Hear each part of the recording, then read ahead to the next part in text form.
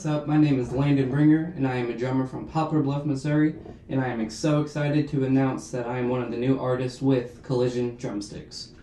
I have been drumming for 8 years, and I am currently with the band Dead Birds Can Fly. I play the Collision 5B drumsticks.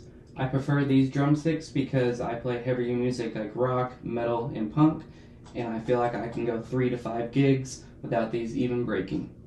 A couple things that I love about Collision is that they're very communicative, they respond to your emails fast, they're very open to questions you have, and another thing is that they are very open to the diversity of music genres that their drummers play, and that's just a great thing to have.